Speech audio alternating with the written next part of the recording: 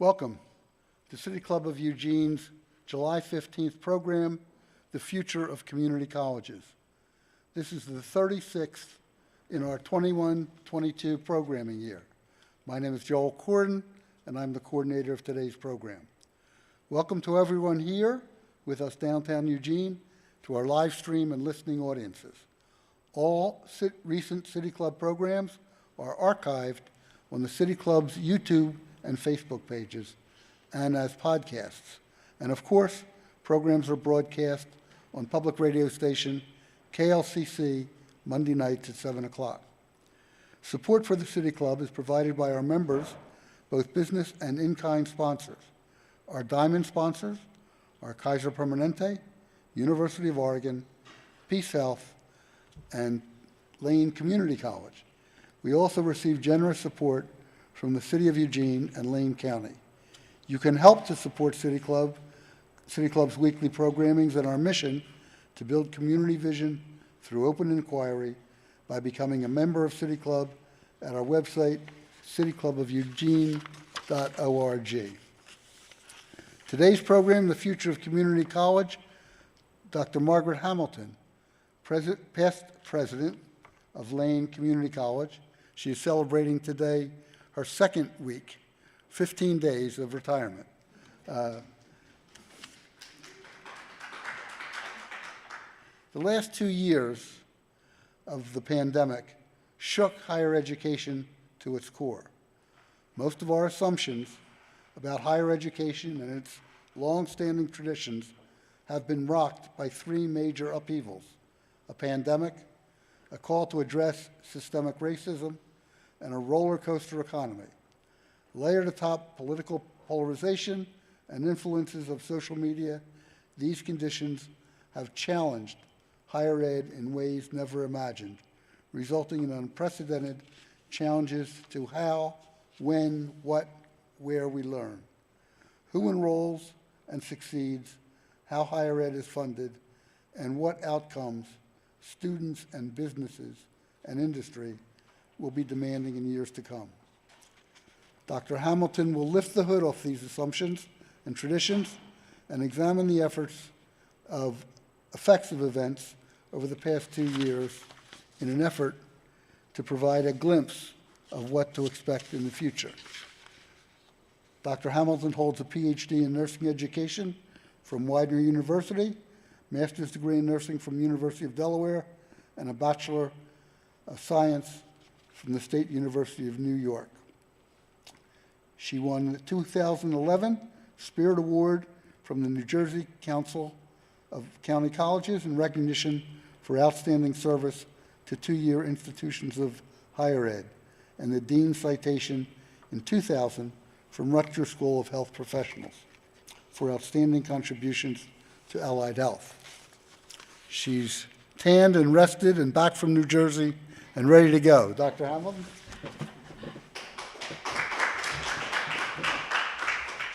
Thank you so much, Joel. You can hear me?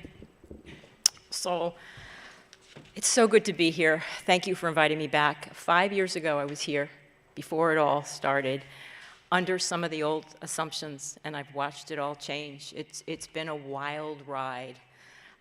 Thank you all for coming out to engage in some conversation about this. A little context, I am literally right off about a week's trip. I was in New Jersey for a few weeks too, but over in San Diego where we met with all the college presidents, the National Community College Association, and this is all we talked about. This is really like what happened to us, and what's going to happen in the next few years. So I'm very eager to talk about this today. So most of the assumptions that I walked into in higher ed have been changing. I have to say that. But I want to talk a little about some of it, the arrival of COVID-19, its uncertainties, this was a big deal, the catastrophic natural events. On the West Coast, you have the wildfires. I met quite a few presidents who dealt with the hurricanes and how they devastated and flooded out their colleges. On the East Coast, tornadoes, floods in the middle.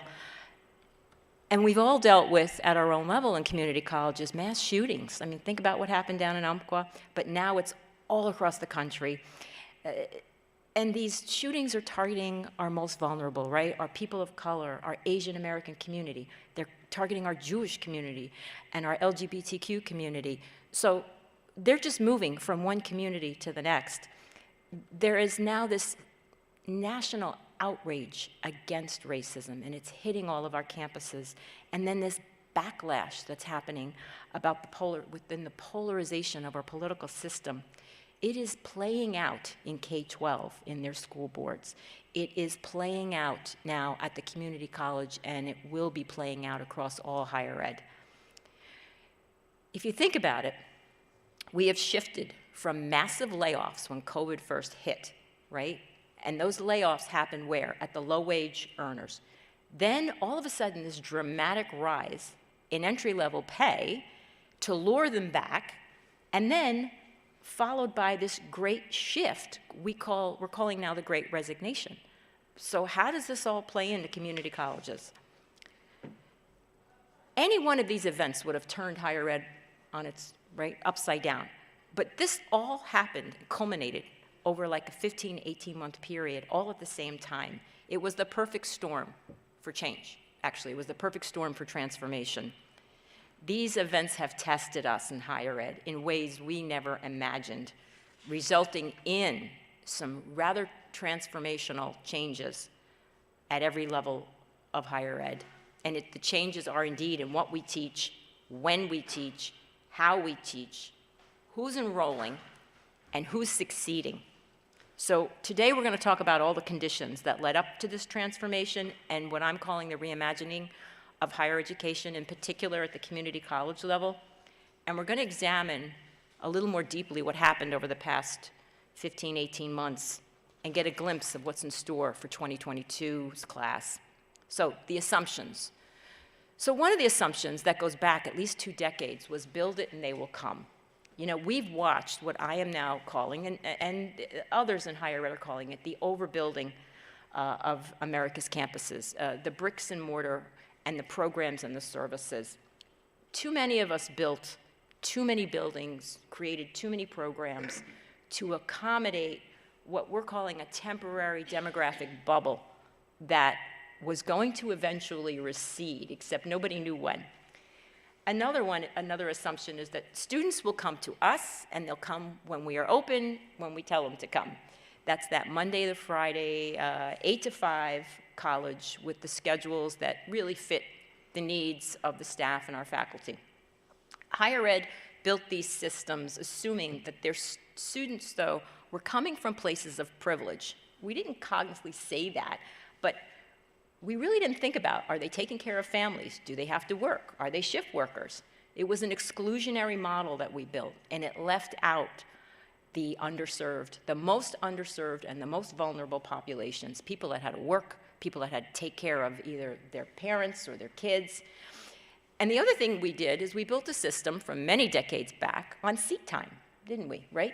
Those, you know, everybody in the room here is nodding. We had to go for, 3 hours a week, 6 hours a week, and then you had to, check a few boxes, and you did learn, of course, but that seat time, those Carnegie units were very important. Another assumption, especially at the community college level, that did not work for us was that our students would be college ready. How'd that work out? We know now this was an assumption built on privilege.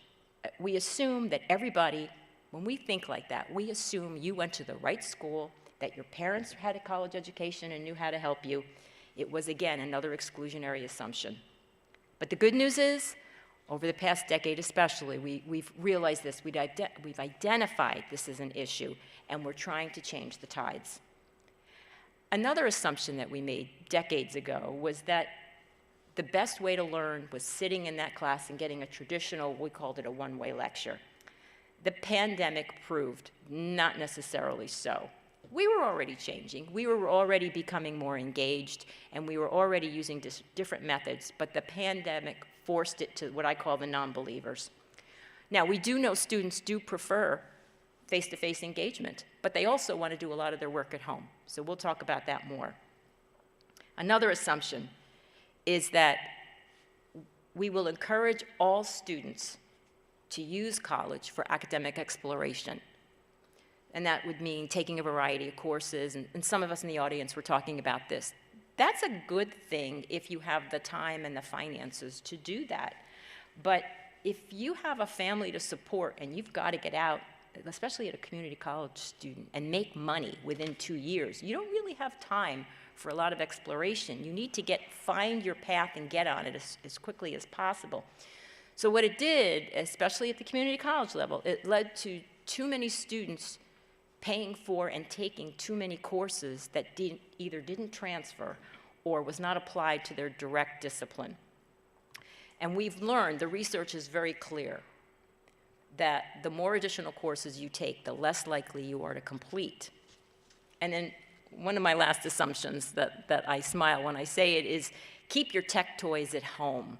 A lot of us in the audience probably can still remember when the tech was coming out. Remember the beepers came out first and then the cell phones. I actually had folks that kept baskets at the top of their classrooms, and you had to walk in, put your beeper or your phone in the basket before you would be allowed to start classes. So these are some of the old assumptions that over the last decade or two have been changing. So what happened? What crashed these assumptions? Well, the pandemic certainly was one of the factors. But the pandemic was not alone, and it led to a cascade of plummeting enrollments in our community colleges. Why? Well, let's think about it. Those community colleges students, they were the first that were losing their jobs, right? They were caring for ill children. They were caring for ill parents.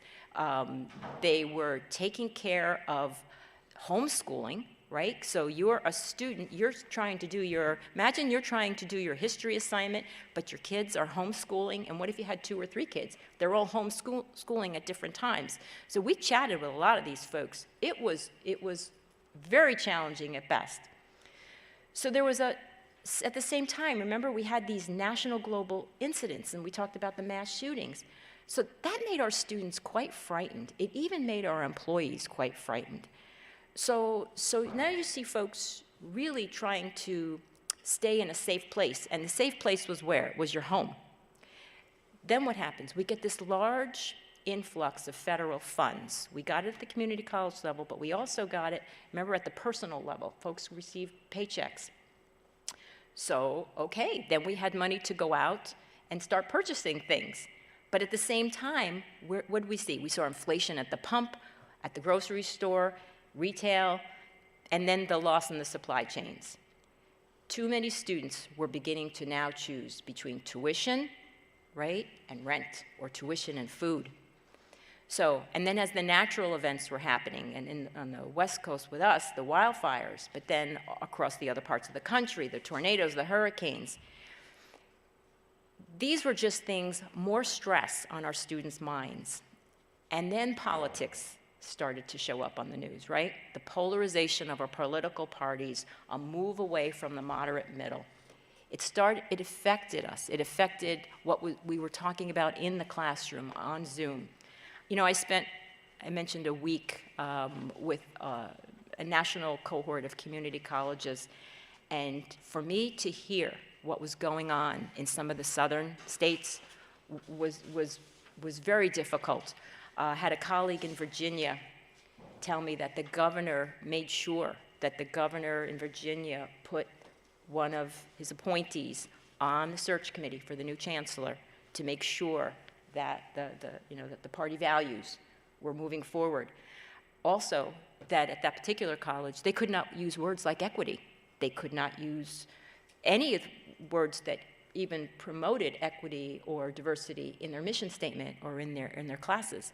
So that was completely infiltrated into the curriculum and value system of a community college. So we've got this heightened awareness now of inequities across all of our community colleges, and very different from state to state. Once again, we've experienced these things a little bit in the past at different times, but never did they all come together. And this all had a cost. More and more of our students and our employees began to feel anxious, isolated, depressed. These are trauma-related responses. And And that happens when things are out of your control. And the more news and media we all watched, right? We felt more and more things were going out of our control. But then there's some good news, because we learned a lot. As we were going through this, we were learning. And I can honestly say that it is my personal belief anyway that higher ed's going to be stronger, including community colleges, because of all of this. The community colleges, to me, were at a tipping point.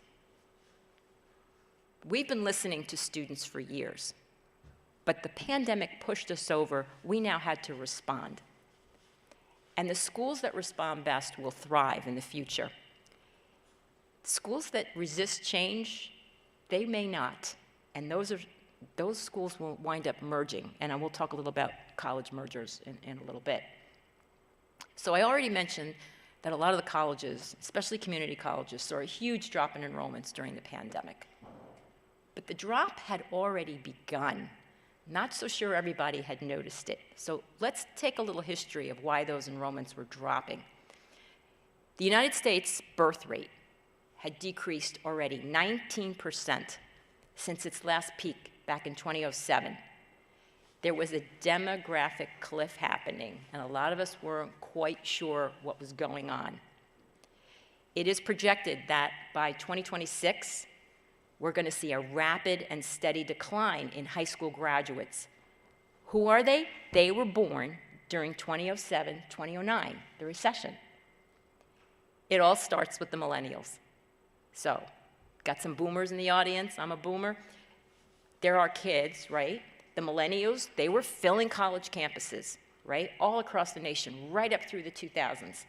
Highly educated bunch. We wanted those kids to go to the best schools, have the best education.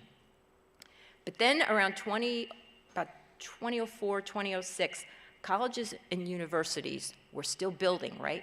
They had expanded over 90 million square feet of campuses to accommodate this bulge coming through our system. Enrollments was high, they were very high, but we weren't watching carefully enough that slowing birth rate. So now it's 2010, 2012, and it was painfully clear that enrollments were trending downwards, and the colleges, some of them, especially at the community college level, may have overbuilt, because we were all expecting the millennials to just keep coming. So when our Gen Zs arrived, there was considerably less of them, and the colleges began to feel the effects of too many buildings and maybe not enough students to fill them. And again, my context is more at the community college level.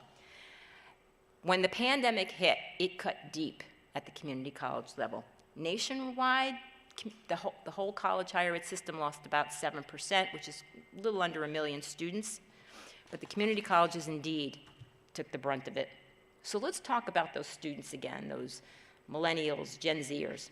The first decade of our century, right, that 2000 to 2010, it was all about access, get them in the front door. We continued to create more programs. I was in administration back then. I mean, I was bragging about programs that we kept opening. But the retention rates started to drop. And we all know that because we are all accredited, so we had to track all of that. We needed to become more accountable to students completing what they started. So that second decade became all about retention. We were all creating new support systems to keep the students that we had.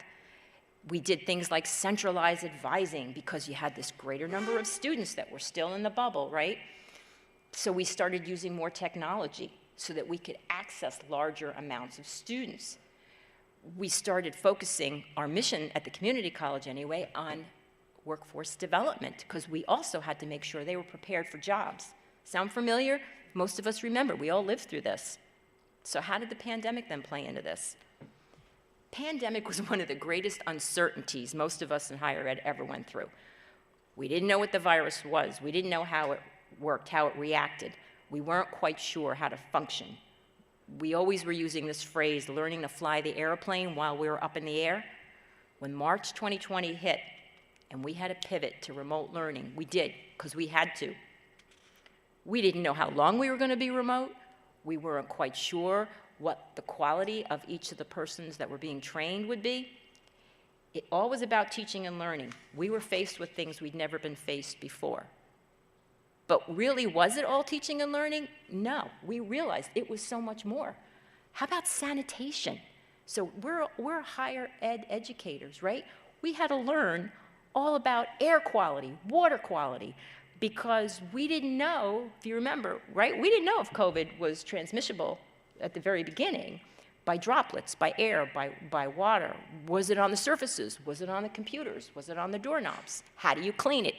How long will it last after you clean it the first time? When should we open? When will it be safe to return? There were no guidelines. And all of us, we did work together the best we could to interpret what was coming out of the CDC and what I would frequently say, and the 6 o'clock news, because it would change, and it would change if you changed your channel, what you were hearing.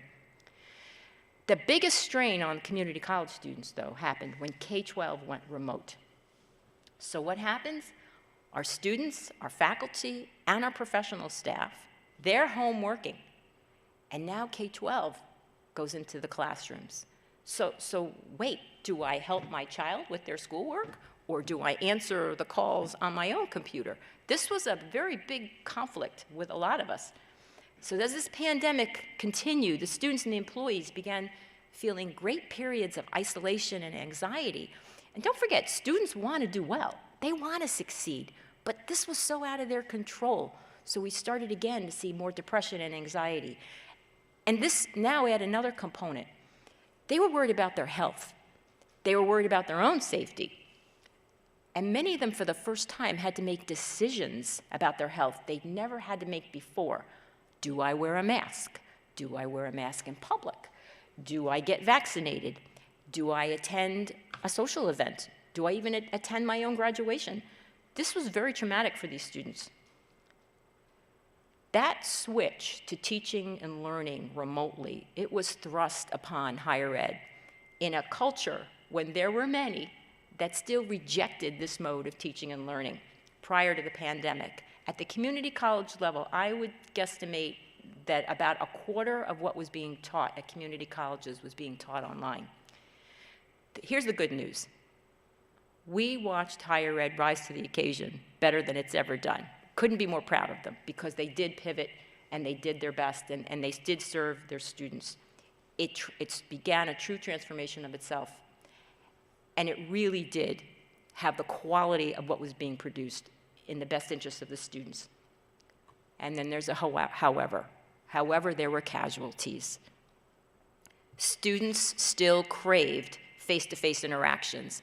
Students wanted to chat with their teacher. They needed the validation that they were doing well. They wanted to be able to look their advisor in the eye and talk about what was going on in their life. They were still feeling very isolated at home. So if you've talked to any teachers that were teaching during this time, there was an interesting phenomena. Students started turning off their cameras. So just imagine, you're in a Zoom classroom, maybe you've got 40 students, and the majority of the cameras are their cat, their dog, their spouse, their summer vacation. And teachers, you know, those of us that have taught, you feed off of human interaction. You're not exactly getting that feedback when you're looking at somebody's cat.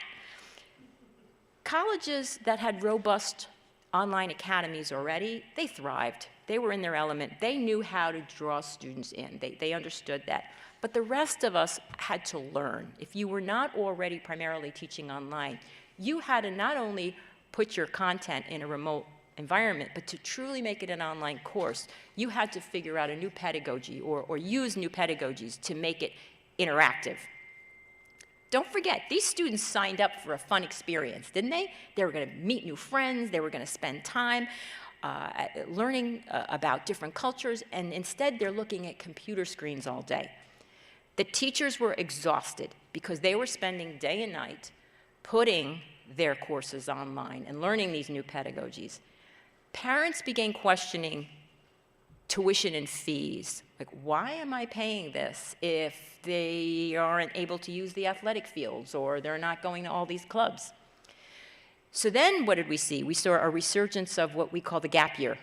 You know, the gap year where you take a year off, and usually that was for folks that came from a place of privilege that they could go out and, you know, go to another country and volunteer. But now many, many more of our young people were doing that. Everybody was working at home, and then Everybody's still watching the news, right? They're still flipping through their Facebook and they're reading the media. And what are we seeing now? We're watching the racial incidents all play out, and it was playing out on every channel, on every feed. And it was putting a glaring spotlight on the injustices that had been happening all along, but now they're coming out in the news. George Floyd, Breonna Taylor, so many others became household names. So in higher ed, we started to look internal. We looked at our systems. Our systems, many of them, were indeed systemically, they had systemic racism within them. It was not intentional. I mean, those of us that work in the system, we don't want to believe that we intended to do that. But again, so many of these systems we set up were set up for people of privilege. It was affecting how we recruit people, how we admit them, the use of standardized testing, how we hire folks, how we retain them, what we offer, how we're funded. So as we were pivoting to new modes of instruction, we also had to increasingly pivot to address the growing concerns about diversity, equity, inclusion, and I like to add the B, belonging on our campuses. Community colleges exist in communities. Those communities each have their own social norms and their ideas on how to address the concept of diversity, equity, inclusion. And remember, my colleagues from Texas and Virginia, they live in a very different community than us, and they were dealing with a whole different perception of what was going on. So as this is playing out, right, now let's go back, let's flip back and talk about the economy again. Students are really feeling the pinch.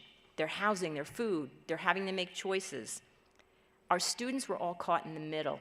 Their spouses, their parents, themselves being laid off.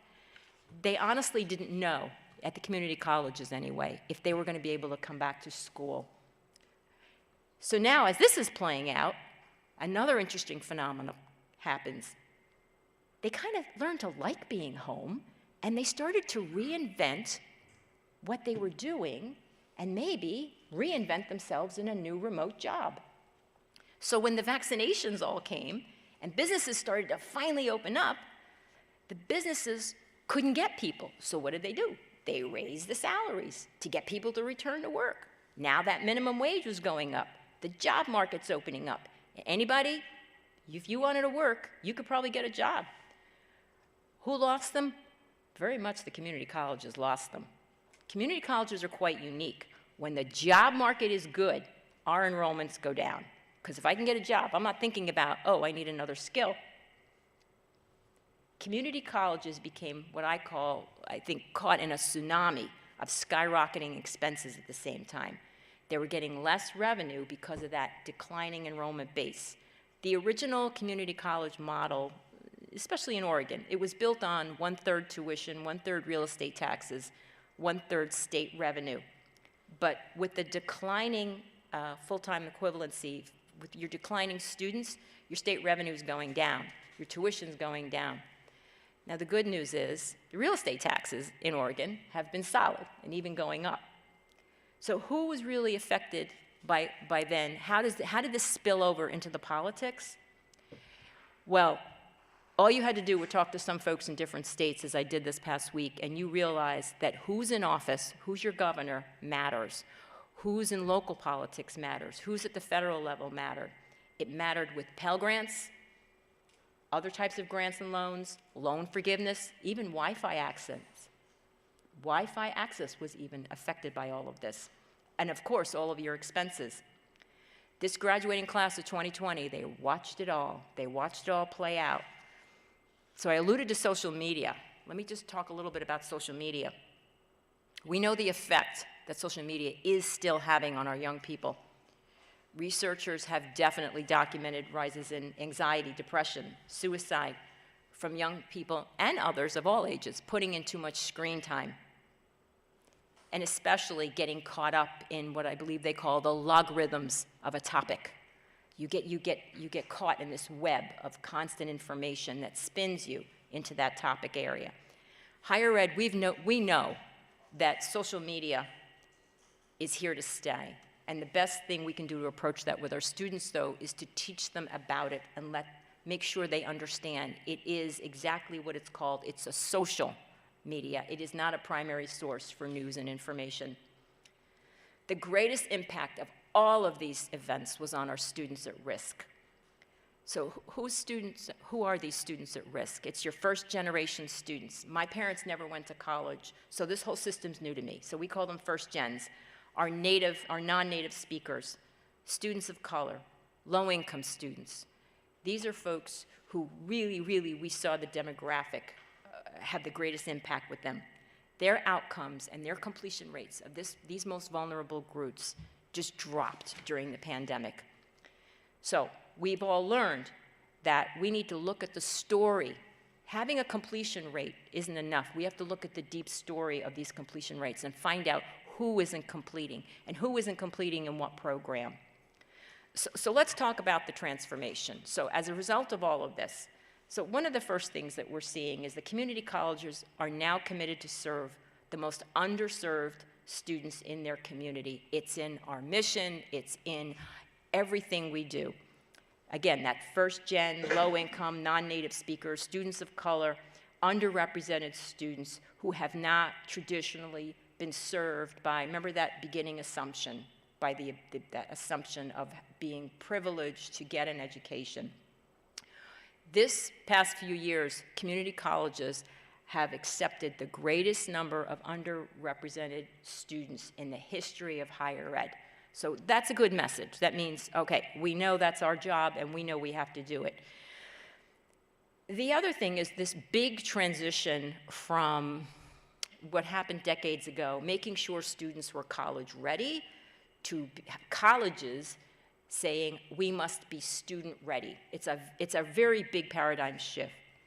Students come to us at all different academic levels, all different ages, and we need to remove systemic barriers. And one of them, prereqs in dev ed courses, was built probably as early as the 80s into the 90s, and we honestly thought we were doing a good thing, but what it did is it just built these big barriers up.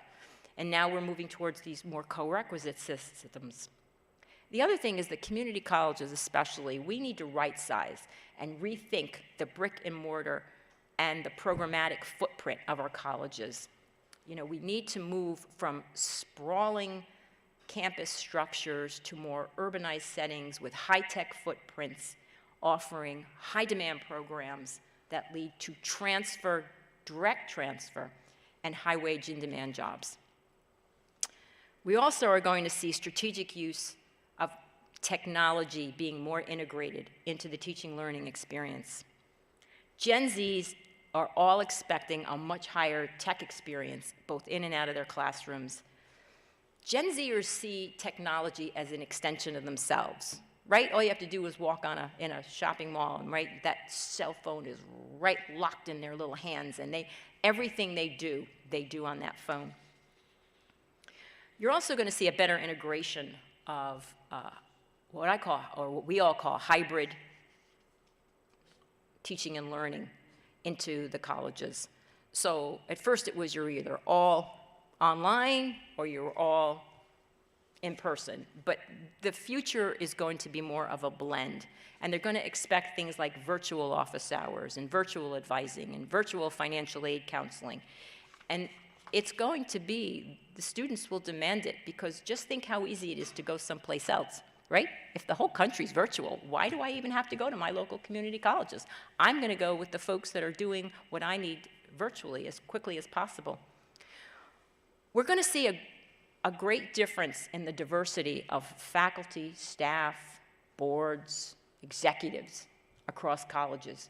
Why? Because it's the right thing to do. It's not only is it the right thing to do, but I tell folks it's also from a business perspective. Students want to come when their faculty and their staff look more like them. Similar diversification is going to happen in the boardroom, and it's going to happen at the executive level, as I said. Our gold standard at the community college is to reflect the demographic breakdown of the demographics we serve. So you look at what you serve in your county, and that we should be a reflection of that in the classroom. We should also be finding the right balance of offerings for the student experience. without outpricing education. This Gen Z and in the future, they're going to focus more on value over frills. In the United States, about half of our K-12 students come from families making less than $40,000 a year.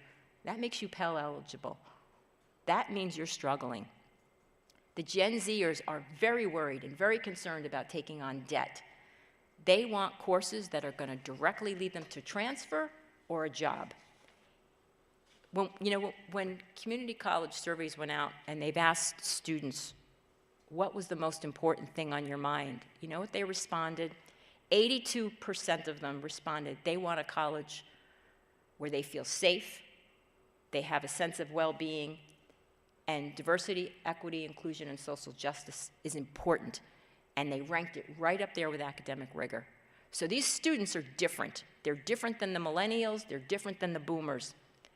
We also know we must address mental health on our campuses. The community college, it has become such a priority. According to a 2021 survey of college presidents, mental health was the #1 thing keeping them up at night. You're going to see more and more colleges hiring licensed practitioners and mental health support. But now, push that forward. What does that mean? It means we have to produce those practitioners, because there's not enough of them.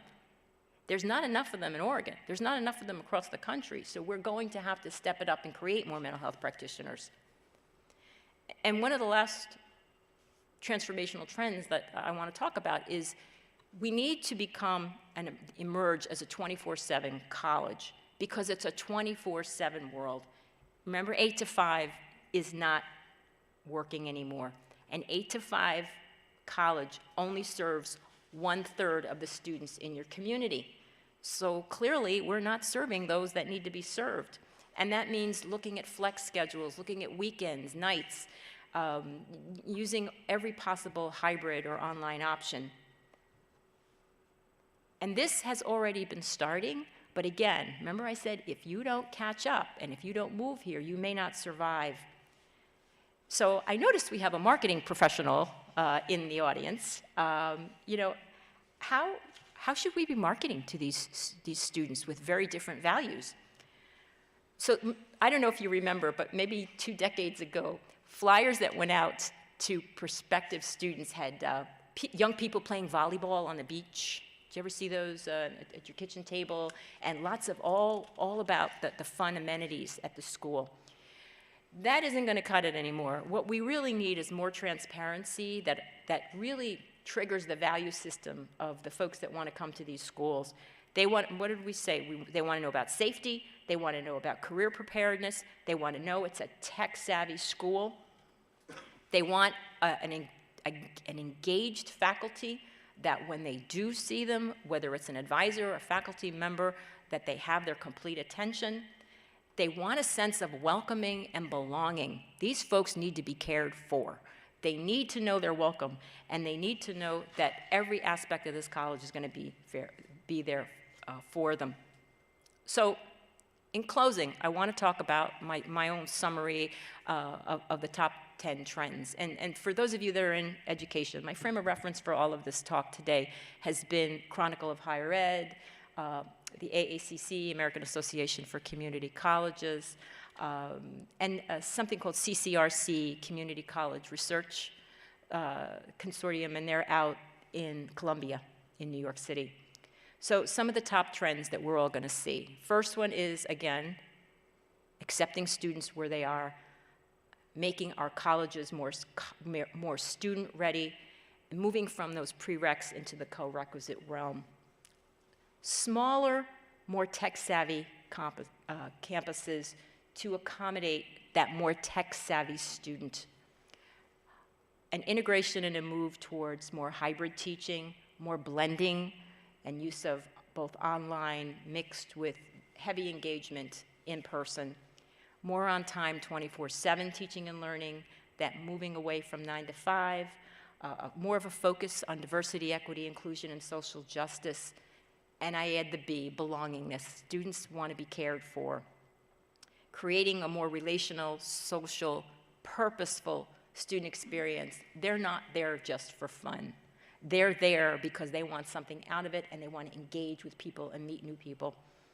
A much greater focus on not only careers and workforce today, but what's emerging in the future with workforce. And it needs to be at the community college level in the region where your students are living. And then a focus on lifetime learning. I talked a lot about our millennials, but the future is not just serving millennials. It's serving the entire age category all the way up, because folks need to reskill, they're going to need to upskill, reskill, and transfer skills as they move from one job to the next. We're also going to see a demand for more partnerships, and some of us prior to starting today were talking about different examples of partnerships across the country. And we will see merging of colleges, because it's going to be more and more challenging for colleges to survive. And the last one I want to just say with absoluteness is there's going to be more accountability to our students, to our public, our taxpayers, for the student outcomes, for who's completing, how they're completing, and how we're serving our community's workforce. Students will be back in the fall, for sure, but they're not going to be the same students we're used to. Gen Z, their families, their value system has been altered because of all of this, and what's altered greatly is how they feel about how they're going to use the college experience. Our non-trad students, they're going to want those fast tracks for those high-demand, high-wage jobs. Our business community, they need highly qualified workers, and they need community colleges especially to be nimble.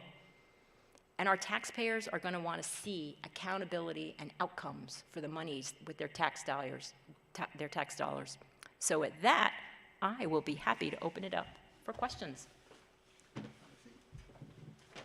The first questioner is Scott Coltrane, who was the former provost, interim president of University of Oregon, and his greatest title is past president of City Club. Thank you very much, Dr. Hamilton. I want to focus a little bit on some things that you alluded to, but I want to call attention to the fact that community colleges have long been a pathway to grow the middle class. Yeah. So in some of the political polarization you were talking about and awareness of racism, we also have a concentration of wealth at the higher levels and a lack of resources at the working class or lower levels. And so the strength of democracy, I think, and our way of life really depends on growing that middle class. So if you could address that, and I think some of those organizations you talked about, Chronicle and community college organizations, have talked about a different demographic in two ways. As you alluded to just a few minutes ago, what we used to call re-entry students, lifelong learning. Right. What about older students? Because four-year public universities, private universities, are not very good at doing that. Right. And the other one is maybe younger students, high school students taking more workforce-oriented and other courses at the community college level. Yeah, thank you so much, Scott. That is such a big part of this. And, you know, we have said forever in my 35 plus years of working in community colleges that we are the gateway to the middle class. I mean, I myself personally have taught in the basement of an urban city building in Camden, New Jersey, folks that were on public assistance and teaching them something like a nurse's aid course or, early in my nursing career. And these folks got their first job because of that course, and they got a certification, a credential. They got their first job and benefits. They might have been the first in their family to get benefits. I mean, it was extraordinary for me to watch early in my career. And that same person, maybe 2 years in, would then get tuition benefit from their employer and go back and be maybe an LPN.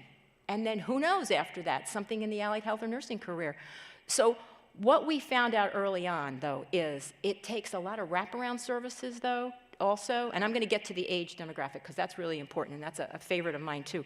But we know and we feel it is a big part of our mission, but we've got to create seamless career ladders because you can't just take somebody who's never worked, who is deficient in basic skills, math, reading, sciences, and just say, oh, I think I'll make you a physical therapist. It doesn't work like that. We've got to take them in and out. But one of the things I've learned all the way is they also have to put food on the table. They've got to put food in. So you've got to get them in a short-term training program first, and then move them categorically up. They're building self-confidence. They're building the language of the profession, whether it's a welding profession or a nursing profession or anything in healthcare or advanced technologies. So what we have to do better, and I really didn't talk a lot about that, was we've got to build those services, those wraparound services. I've heard them called braided services. Lane does a beautiful job of braided services so that they can then make it to the next level. So let's talk about the ages. That's wonderful. I am so excited to be able to go back and take some courses anywhere. But more importantly, what about folks that lose their job at 55, right? What about folks that, you know, when you look at, you don't get on Medicare, right, till 65, you're gonna need benefits. So it's very important that we have, again, upskilling, reskilling for folks of the over, let's call it the non-traditional age, so that they could either go back and compete. So let's say I have a job. I'm in town, I work for a company, and they're starting to hire a lot of 20-year-olds, and they just literally get in front of that computer, and it's like magic, right? They know all of this how to use this tech. I need to go upskill. I'm gonna get myself to wherever I can go, whoever's offering that, and I'm gonna learn, right? I need to learn better how to use some of these tech programs. So we're gonna see a lot more of that, and you know, the older research was saying we're going to have 5 career changes, probably even more than that. I've seen young people do 5 career changes by their 3rd year, or job changes, maybe in transferable careers. So let's talk about the other end of the spectrum, our K-12 folks. We have such a wide spectrum of what we're doing with high schoolers across the country. There are other states where students are getting an enormous amount of credits before they even hit their first year of either the university or the community college. So this can work both ways. And this, by the way, is very controversial. You know, if I took 5 professors and I put them all down, he's smiling. Our question is smiling because you know you're going to get very different answers. Because why? For the right reasons. Everybody's worried about quality. But these are solvable problems, and I think we all need to sit down and think through. Maybe you don't offer everything, but maybe you do offer some coursework that is really more appropriate at that high school level. So we do have to work harder, and by the way, why can't that same student come take an online course, maybe over the summer? So we have to do a better job at engaging our young people so they're comfortable in college settings. Those of us that had children while we were working in colleges, what did we all do? We all took the kids to your workplace, didn't we? I remember mine sitting for hours waiting for me, but they got comfortable in their skin. But do you understand why those first-gen students are not as successful? They didn't have that comfort level. College was some radical idea that they've not been exposed to. So thank you for the question. That's a great idea. We'll now take a 5-minute break, work on your questions, and we will have some time for questions after the break. Thanks, folks.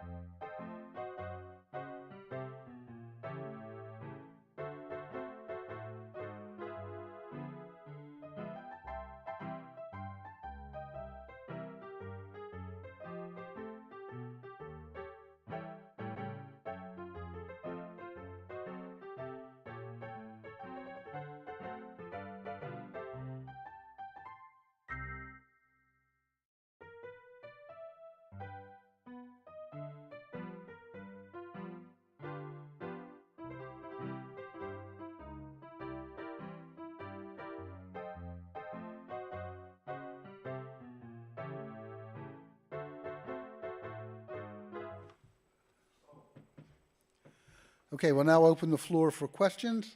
First question is from past president and past mayor, Kitty Piercy. Thank you very much. Nice to have this chance to chat with you. My question is, you spend a lot of time talking to us about what's happening to students, and you kind of briefly mentioned what's happening to teachers. But I think we're facing, it appears to me, we're facing a big shortage of teachers, and teachers choosing not to teach for the same reason that your students have identified that they're worried about. I'd like to hear how you think community college can retain teachers, or what changes need to happen for that to work. Kitty, thank you so much for bringing that up, because believe me, that is top of mind on everybody's list of what they worry about. Teachers are exhausted. They did what they had to do very, very quickly, but then there was the next part of what they did. So they created these courses, but then they do know, they're teachers, so they know the pedagogy has to change, so they're constantly working on these. The schedules that they had before may not be the schedules that they're going to have. So defining work, we're going to see it change. And even I don't know what that means, because I think it's evolving. This is one of those, again, where we're flying that airplane in the air, right? We're learning how to fly. So I think what's going to happen is you're going to see an evolution of a different workload. I think it could wind up, I'll give you an example. It could wind up, instead of a 9-month contract, maybe it'll wind up a 12-month contract where you choose which months you work. That would actually give teachers more flexibility, as one example. Maybe you're a night person and you'd prefer to teach these night courses, so we kind of had a lot of our folks into a specific template. You're going to see that, and that actually might be a better work-life balance, because although we were talking a lot about, or I was talking a lot about the Gen Zers, the teachers aren't necessarily, some of them, a lot older. The teachers want a better life-work balance. So we're going to have to all figure that out, because what our expectation was, me at the end of my career, it's very different from those folks coming in with their careers. So you're going to, and also, let's face it, we're going to have to recruit much better, and we're going to have to make, and how do you recruit? You recruit with, benefits, salary, and doing a much better job at what's appropriate for the region you're working in. Thanks, Kitty. Yes, we're all worried about that. Mary Layton has some questions that have been texted in from... Yes. Karen, one of our viewers, asked 2 questions. Community colleges weather boom-bust cycles depending on the economy and employment availability. When the economy is slow, everyone wants all the curriculum and robust options. When the economy is hot, enrollment and funding precipitously drop. How could this be better managed? Great question, thank you. This is what keeps presidents up at night. So, we have some interesting phenomena with our funding model. We look 3 years out, and we average what our FTE or our head counts are, and then you're funded back based on those past 3 years. We're all starting to wonder, is that going to fly with a world that changes, with enrollments changing up and down like a stock market? We also have to look at how we staff. Being a public institution, of course we want to be good employers, but sometimes staffing forever doesn't work. And maybe you need more of a robust, we're watching this play out in the health system, because what happened was, right, they brought traveling nurses in and paid an exorbitant amount of money, right? So, there's got to be a balance between full-time and part-time that works. And we haven't quite figured it out yet, because we were using some old models, I think, for full-time, part-time that do not necessarily work anymore. So I think that's, we're really going to have to look at that. And your second question was? The second question is LCC actually interested in selling the downtown center? So that doesn't really have much application to this topic, but in a way it does, right? Because we said that people are downsizing. I think right now they're using the additional rooms and to be a partner with the city to bring in some revenue for the college and then give the city some breathing space. So we'll have to wait and see what the board and the president and the taxpayers want in the future. But right now, it's working. It's meeting a need.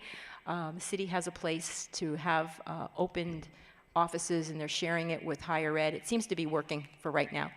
And this question is mine. As I think about what a kid or any student gets out of being in the classroom, I wonder how we're going to replace that if we move very much to Zooming. Because, and what I'm thinking about a conversation I had with my 11-year-old grandson about how to manage in a classroom where the disruptive presence of a kid with special needs is often experienced, and that causes us to have many conversations. And I'm thinking about our Zoom meetings for the program committee, so we can't look at each other and see the twinkle or remember how huggable that person is when they're not being a pain in the neck. I mean, the stuff that you get in an in-person meeting that allows you to get past the irritants, you don't learn that necessarily on Zoom, and not if you're following the rules. And I just wonder, what's your thoughts on that subject? So Mary, it's a great question, because if you really, really listen, if we really listen to the students, they want it both ways. And it's not that they can't have it both ways. So in other words, when they are physically, they want to see my teacher, right? I want to see my teacher, and I want to have engagement. But don't just lecture to me for 3 hours. I can go read that. Give me some good notes. I'll read that online. But when I'm in, here's the difference. They want, when they're in that physical classroom with you, they want an engaged, they want purpose. I drove 20 miles. I spent all that money on gas. I want a really good reason for being in that class. And most of our young people are saying they want engagement. But don't pull me in just to read to me. I can read that myself. So I'm finding that the literature is showing from the surveys, students want the best of both. And it's not a bad plan. You know, we used to call it the flipped classroom. It depends on where and what you were teaching. But it works. So you do the hands-on, the engagement, the critical thinking, the challenging in person. But then you can do some of the read-it-yourself stuff at home. We're running out of time. I have a quick question, and I think it will be a quick answer. How long is the lease that the city has from LCC downtown? I believe it was a 3-year lease, and it's up in 2023. Done in 2023? Mm-hmm. Okay. Yes. Thank you. I believe we've run out of time. I'm sorry. Thank you. Huh? We have 3 minutes? Okay. 3 minutes. Well, it's a long time ago when I taught at community college, but I know I really enjoyed it. But it was more of a community involvement than at Pasadena. In Pasadena, we decided that we would put classes in low-income areas. So many people were coming into the community. And so I introduced some classes, and pretty soon I had 19 classes signing up, and I could only teach 3. So I had to hire the teachers also. And then I hired bilingual people to come in and help with the classes. And I've seen them develop into much higher positions, really working and involved in the community. And I find that is lacking here, that we don't have that involvement with our community college like we could. And classes were put in all the different community centers. And I had one, for instance, in the And the question? in a community center, and we had great community involvement, always. So I see the changes, and I'm sure there are reasons for them, but I'd like to see more of it with community. So a really quick response, you're absolutely right. That is, remember we said the old assumption was that we were working off of for a while is we will build it, they will come. Not any longer. We have to go out. We need to go out more in the community. So I really thank you for bringing that up. You know, we need to go out to the students in Springfield, go out to the students in Florence, go down to Cottage Grove. We've got to go out more. And you are going to see that. You're going to see a change over the next few years. All right. Thank you. you. Before we thank our speakers, I'd like to thank and recognize our diamond sponsors. Kaiser Permanente exists to provide high-quality, affordable health care to improve the health of our members and the communities we serve. More information at www.kp.org. The University of Oregon has helped Oregonians question critically, think logically, reason effectively, communicate clearly, and act creatively and live ethically since 1876. Information at uoregon.edu. Peace Health has been proud to serve Eugene, Lane County, and beyond as your hometown healthcare partner for more than 80 years. Peace Health mission is to keep you and your family healthy. Learn more at peacehealth.org. Lane Community College, thank you, Lane Community College, transforms lives through learning. LCC provides comprehensive, accessible, high-quality educational opportunities that promote student success. For more information, visit lanecc.edu. And we are grateful for the support from the City of Eugene and Lane County. We'd like to thank our Ruby sponsors, Johnson & Johnson, Lucas & Middleton, a team of experienced, compassionate attorneys fighting for justice. If you have been seriously injured by wrongdoing and need help, contact us at justicelawyers.com. And also our Sapphire sponsor, Bennett & Dean Real Estate, a full-service real estate brokerage offering comprehensive range of services for buying and selling in Lane County. For more information, visit bennettdean.com. And today's gold sponsor, Sacred Earth Botanical. We'd also like to thank our in-kind sponsors, KRVM 91.9, PACinfo, and Simplified Computing LLC, and Dotson Photography. And also a reminder that we thank public radio station KLCC 89.7 for airing City Club programs Monday evening at 7 o'clock.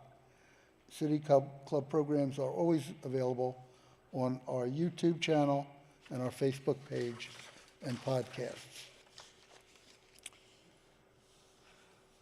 We invite everyone, members and non-members alike, to participate in our programs in person at our 2022 venue, the Community Room at First United Methodist Church, 1376 Olive Street, and live stream on YouTube page. More information at cityclubofeugene.org.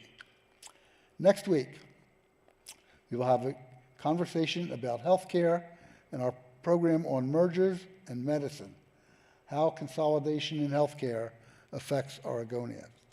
Please join us next Friday, July 22nd.